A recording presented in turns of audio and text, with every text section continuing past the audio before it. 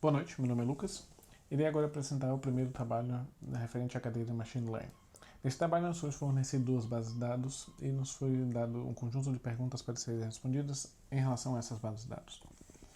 Relativamente à primeira, nos foi pedido que selecionássemos um modelo e duas variáveis que melhor conseguissem separar a variável de classe.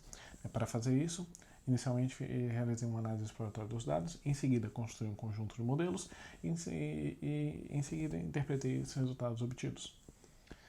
Para realizar a análise exploratória dos dados, inicialmente utilizei a função head e a função describe da biblioteca Pandas, que nos dão uma boa ideia do domínio das variáveis e algumas características referentes à base de dados. Em seguida,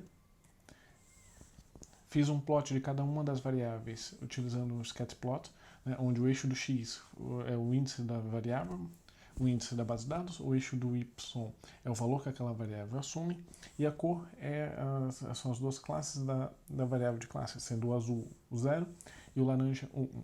Nesse caso, identifiquei que as duas variáveis que melhor conseguiram separar a variável de classe foi a glicose e o BMI, o índice de massa corpórea. Para confirmar a minha hipótese, utilizei a função core também da biblioteca Pandas, que nos mostra uma relação entre as variáveis na base de dados, sendo menos uma relação negativa, uma relação positiva, e quanto mais próximo do zero, menos uma variável interfere na outra. Dessa forma, também confirmando que a variável glucose e a BMI são as duas que melhor conseguem influenciar o valor da variável de classe de forma positiva. Para confirmar que essas duas variáveis em conjunto conseguissem separar bem a base de dados, a variável de classe, eu plotei o par de cada uma das variáveis que melhor conseguiu que mais conseguiu influenciar a variável de classe, e sim confirmando que a glicose e o BMI foram as que melhor conseguiram, pelo menos visualmente, separar a variável. Em seguida, construí um conjunto de modelos. Primeiro comecei com o KPN, construí um conjunto de modelos KPN variando o valor de capa. Nesse caso, exemplifiquei aqui apenas variando entre 1 e o 100. Em seguida, também construí modelos para Logistical Regression e Quadratic Discrimination Analysis. Para fazer parte da interpretação dos resultados, eu utilizei dois parâmetros. O primeiro foi o mean square error, aqui mostrado no título do gráfico. O gráfico melhor apresentou o resultado para esse parâmetro foi o KPNN, que vale um kappa baixo. No entanto, como podemos ver, um kappa muito baixo, como este, apesar de apresentar um valor mean square error baixo também, está muito suscetível a um overfitting, criando diversas ilhas de grupos. No outro extremo, um KPNN com um valor muito alto está muito suscetível a um underfitting, onde ele não consegue generalizar muito bem e o gráfico tende cada vez mais a formar uma linha reta.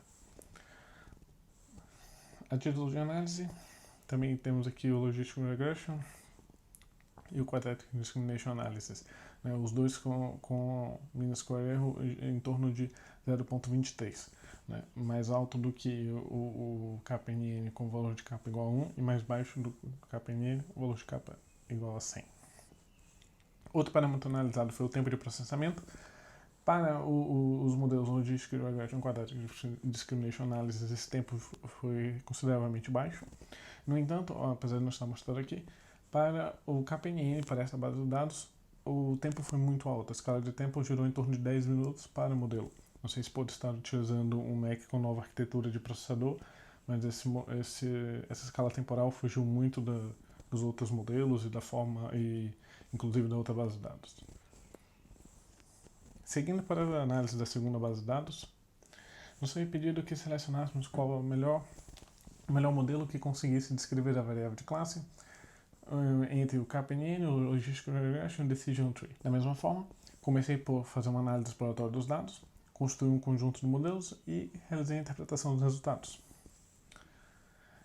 A análise exploratória revelou que existiam duas variáveis de classe duas variáveis categóricas, entre elas a própria variável de classe, o que exigiu uma abordagem diferente para fazer a análise e a forma de interpretar esses dados. Inicialmente foi pensado em fazer um one-hot encode da variável sequential name. No entanto, essa técnica não se mostrou relevante, apenas aumentando o tempo de processamento sem alterar de forma relevante o resultado obtido. Por isso se optou por simplesmente remover essa variável da base de dados e trabalhar sem ela. Também foi feito a separação da base de dados em dois grupos de treino e teste, que foi os mesmos para todos os modelos criados. Na construção e na análise dos modelos foram observados dois parâmetros específicos. Nesse caso, diferente da primeira base de dados, utilizamos o mean absolute error pela variável de classe ser uma variável categórica. Então foi feita uma adaptação da função para suportar esse tipo de parâmetro. Além disso, também foi avaliado o tempo de processamento. Aqui podemos ver como o mean square error se comportou à medida que fôssemos alterando alguns parâmetros dos modelos. Na decision tree, fomos alterando o número de nós folha da árvore, e o menor resultado, o mean absolute error obtido foi de 0.01 quando tínhamos 18 nós folha. Em seguida temos do KPNN, que o menor resultado obtido foi o de 0.38 quando tínhamos 34 com valor de capa. E o Logistic Regression não apresenta um parâmetro que pudéssemos variar para que influencie no modelo, por isso temos apenas o valor de 0.46 para o mean absolute error. Outro parâmetro analisado foi o time, que novamente a decision tree mostrou um tempo muito baixo, o KPNN e o Logistic Regression tiveram tempos mais similares. Então, quando fazemos uma análise comparatória, percebemos que para esse conjunto de dados, a decision tree teve uma melhor performance no mean absolute erro e no tempo de processamento. O tempo médio de processamento para todos os valores alterados foi de 0.04, inferior a todos os outros dois. Além disso, a decision tree apresenta outra vantagem, que é a capacidade de poder mostrar de forma gráfica a forma como o modelo achou aquele resultado, o que, a depender do problema, pode se mostrar muito útil. Bom, é isso e obrigado pela atenção.